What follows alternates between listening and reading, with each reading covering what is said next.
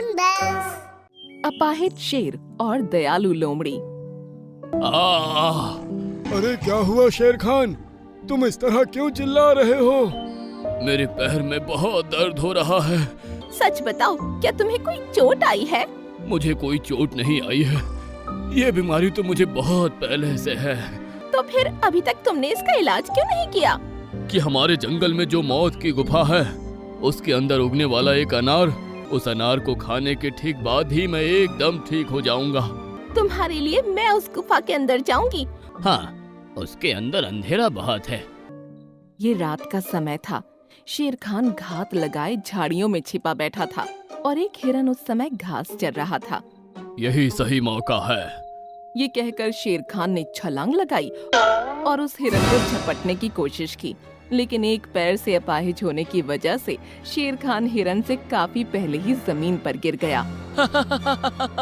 रहने दो शेर खान, अपाहिज शेर शिकार नहीं करते। तुम बेकार की मेहनत कर रहे हो। ये सुनकर शेर खान को बहुत गुस्सा आ गया और वो हिरन तेजी से वहाँ से भाग निकला। तभी एक बारहसिंगा वहाँ आ गया। शेर खान, तुम बेकार में मेहनत करते हो। पहले अपने इस अपाहिजपन को दूर करो। मैं भला कैसे इसको ठीक कर सकता हूँ? ये तो मेरी पैदाइशी बीमारी है। ये नामुमकिन नहीं है। जिस दिन तुम इस जंगल के सबसे दयालु जानवर को मारकर खा लोगे, उस दिन तुम्हारी अपाहिजता दूर हो जाएगी। क्या सच में मेरी अपाहिजता दूर हो जाएगी? हाँ, अगर यकीन नहीं है तो करके देख सकते हो। ये सुनकर शेर खान अब सबसे दयालु जानवर की खोज में लग गया। एक शाम उसने एक लोमड़ी को तालाब पर पानी पीते देखा। तभी एक ज़ेबरा वहाँ आई।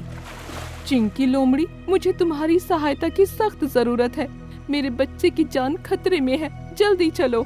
क्या कहा? बच्चे की जान खतरे में है? ठीक है, जल्दी चलो। लोमड़ी ज़ेबरा के साथ आगे बढ़ गई और शेर खान भी धीरे धीरे उनके पीछे आता गया और वो एक जगह पहुंचा।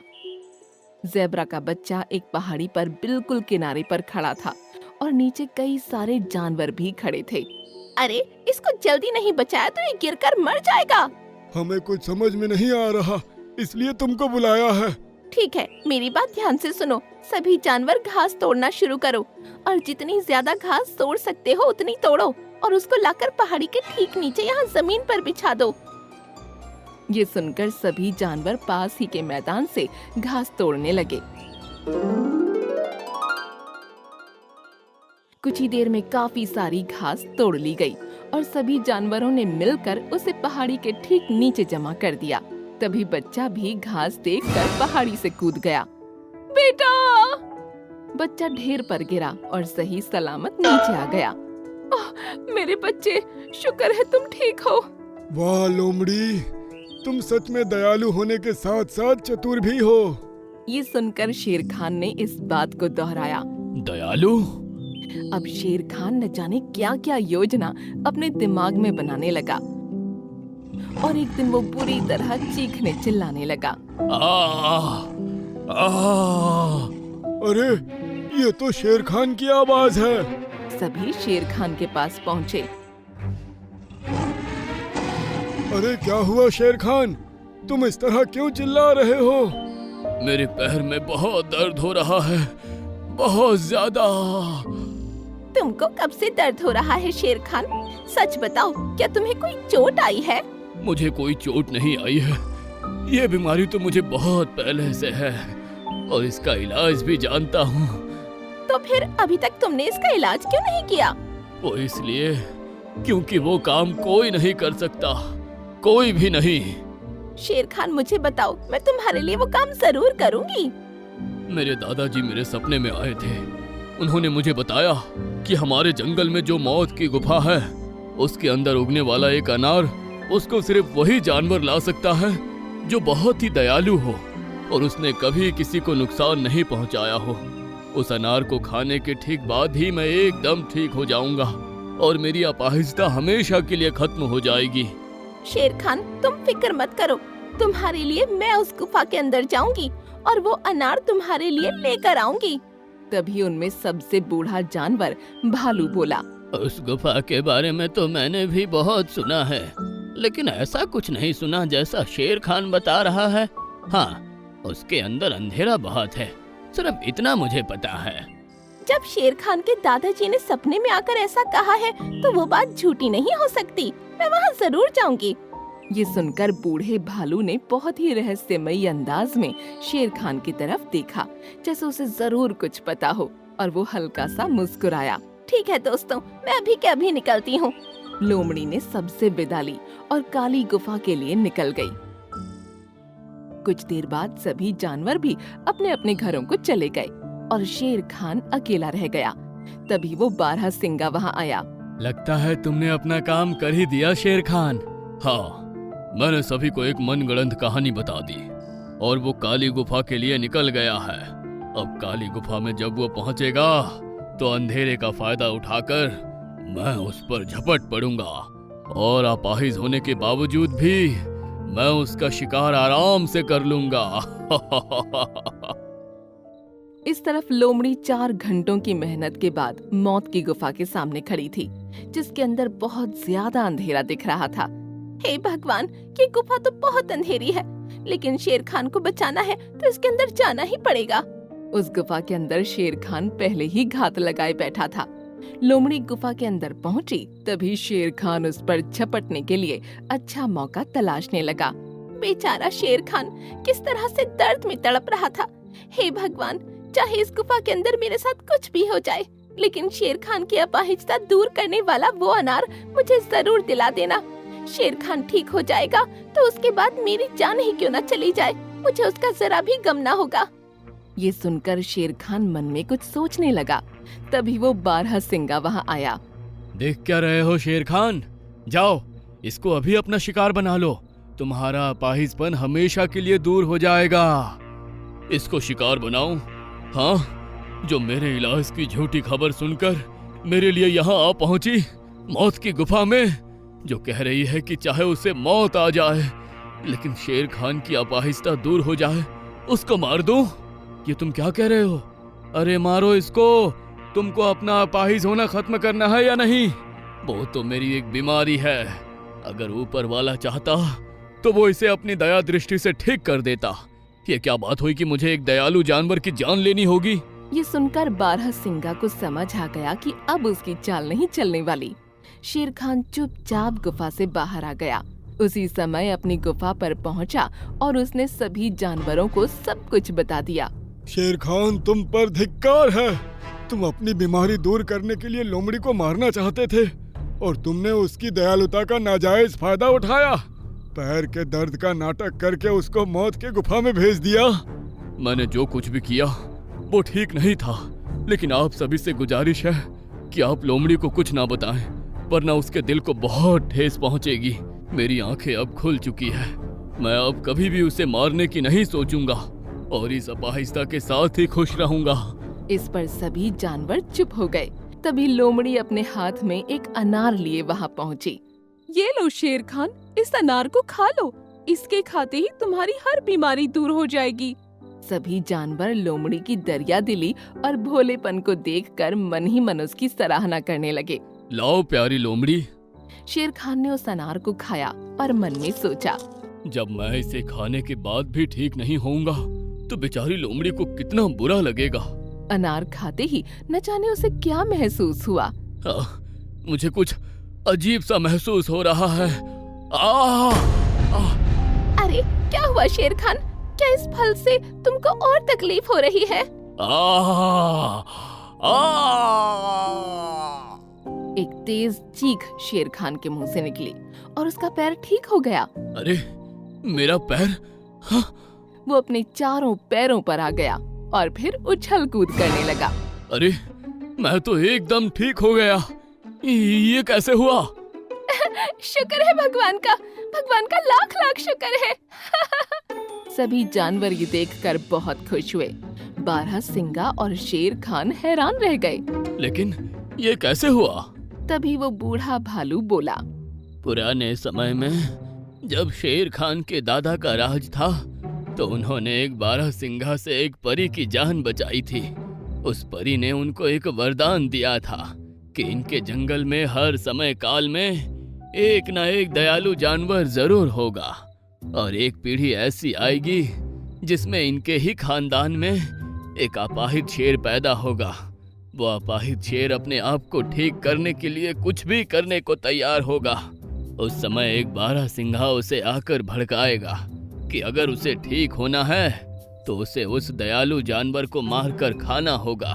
सच ये होगा कि उस दयालु जानवर के हाथों अगर उस शेर को मौत की गुफा से लाया हुआ फल खिला दिया जाएगा तो वो ठीक हो जाएगा।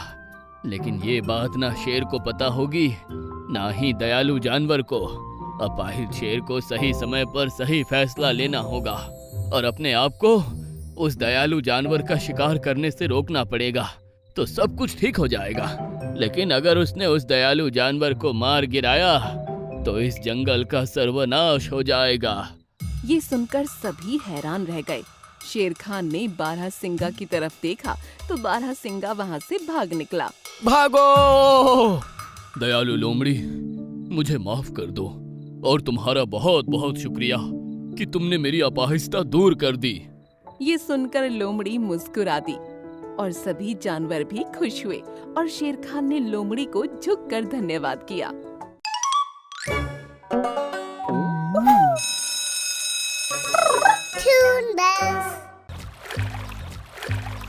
अरे वाह, आज तो एक ताजी बकरी खाने का मौका मिल रहा है। आज तो मेरी पार्टी हो गई। अरे अरे, ये क्या कर रहे हो? ये शेर खान की बेटी है। अरे एक बकरी भला शेर खान की बेटी कैसे हो सकती है? क्या जन्म देते समय शेरनी के अंदर बकरी की आत्मा घुस गई थी? बकरी का स्वयंवर। ड्रीमलैंड जंगल में सभी जानवर बड़े ही प्यार से रहा करते थे। यहाँ का राजा शेर खान पिछले 2 साल से अपनी पत्नी शेरनी के साथ रह रहा था, लेकिन अभी तक उन्हें कोई औलाद नहीं थी। एक शाम एक छोटी बकरी आंसू बहाती हुई जंगल के अंदर चहलकदमी कर रही थी। काश ये जंगल मेरे लिए सही साबित हो। अगर यहाँ भी मुझे खुशी नसीब नहीं हुई तो भगवान करे मुझे मौत आ जाए। उसने अभी कुछ कदम बढ़ाए ही थे कि शेर खान उसके सामने आ गया। अरे, एक बकरी मेरे जंगल में? मेरा नाम चिंकी है। मैं ब्लूलैंड जंगल में अपनी मम्मी के साथ रहती थी। कुछ ही दिन पहले उनकी मृत्यु हो गई। उसके बाद मुझे वहाँ मेरी जान का खतरा लगा। मांसाहारी जानवर मुझे अपना डिनर बनाने की सोच रहे थे। मैं वहाँ से भाग तो आई, लेकिन मुझे ये भी लगा कि आखिर कब तक भागती रहूंगी। इसलिए मैंने सोचा कि अब जिस भी जंगल में जाऊंगी वहाँ रहूंगी या फिर किसी का शिकार बन जाऊंगी। तुम अनाथ हो? उसकी कहानी सुनकर शेर खान को उस पर दया आ गई। आओ मेरे साथ आओ, बेफिक्र रहो। मेरे जंगल में तुम्हारी जान को कोई खतरा नहीं। शेर खान बकरी को लेकर गुफा पर पहुंचा तो शेरनी उसे देखकर खुश हो गई। अरे, आप इस बकरी को यहाँ किस लिए लेकर आए हैं? क्या ये आज हमारा डिनर बनने वाली है? अरे नहीं नहीं रानी, मैं इसको शिकार नहीं बल्कि बेटी बनाकर लाया हूँ। ये आप क्या कह रहे हैं? हाँ, आज से ये हम दोनों की बेटी है। भगवान ने हमें औलाद तो नहीं दी, लेकिन हमारे पास ये अनाथ बकरी भेज दी, जिसे हम गोद ले लेते हैं तो इसकी और हमारी सबकी जिंदगी खुशियों से भर जाएगी। उसके अनाथ होने की खबर सुनकर शेरनी का मन भी पसीज गया और वो बकरी को प्यार करने लगी। धीरे धीरे पूरे जंगल में ये खबर फैल गई कि शेर खान ने बकरी को गोद लिया है। तो सभी जानवर तरह तरह की बातें करने लगे। लो कर लो बात। शेर खान को औलाद नहीं हो रही थी तो उसने बकरी को गोद ले लिया। अगर गोद लेना ही था तो बहुत से जानवर थे, उसको बकरी को ही गोद लेने की सूझी। बकरी एक बार तालाब पर पानी पीने गई तो लकड़बग्घे की उस पर नजर पड़ गई। अरे वाह, आज तो एक ताजी बकरी खाने का मौका मिल रहा है। आज तो मेरी पार्टी हो गई। वो उस पर हमला करने ही वाला था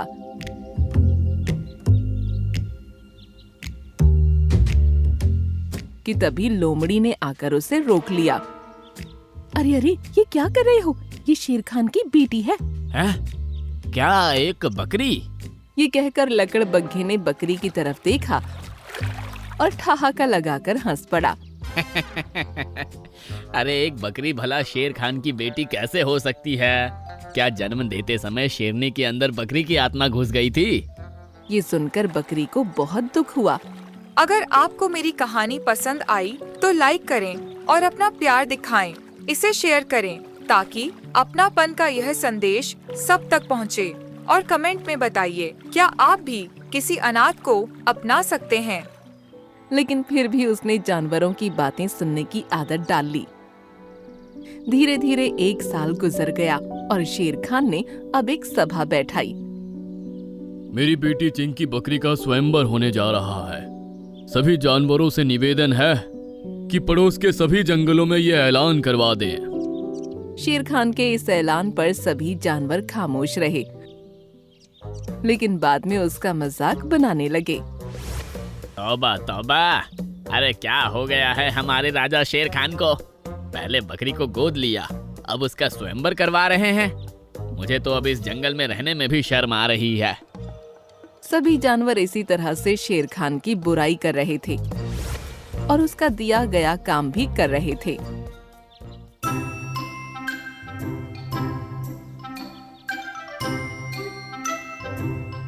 अरे जम्बो हाथी, तुम? हाँ भाई, हमारे राजा की तरफ से एक बेहतरीन पैगाम है। उन्होंने कुछ दिन पहले एक बकरी को गोद लिया था, अब उसका स्वयंवर रखा है। अगर तुम्हारे जंगल में किसी जानवर को शादी करनी हो तो स्वयंवर में शामिल हो सकता है। अरे लेकिन दूल्हा कौन होगा, शेर या बकरा?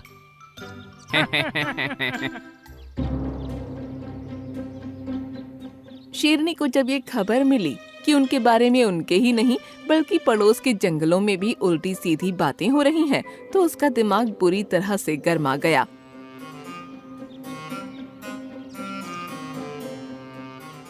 तेरी वजह से पूरे जंगल में हमारी थू-थू हो रही है, तो हमारी बेटी नहीं है। ये तुम क्या कह रही हो शेरनी? ये हमारी बेटी है और इसका स्वयंवर हमारे ही जंगल में होगा। अब इसको एक शब्द भी मत बोलना।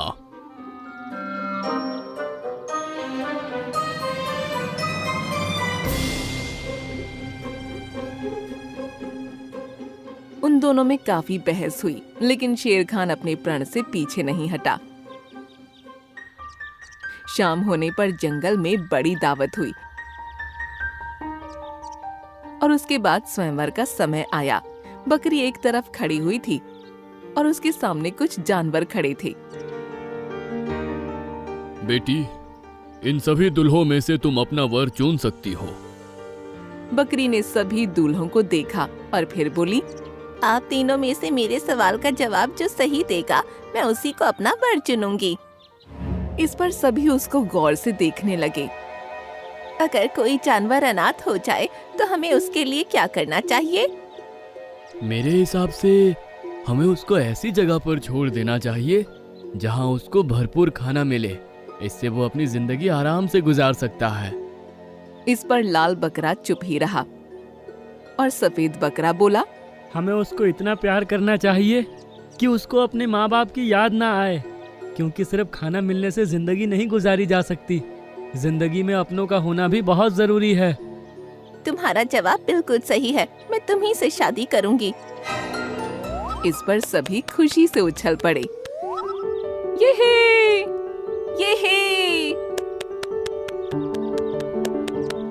और फिर बकरी को धूमधाम से खुशी खुशी विदा किया गया। उसके बाद शेर खान और शेरनी अकेले हो गए।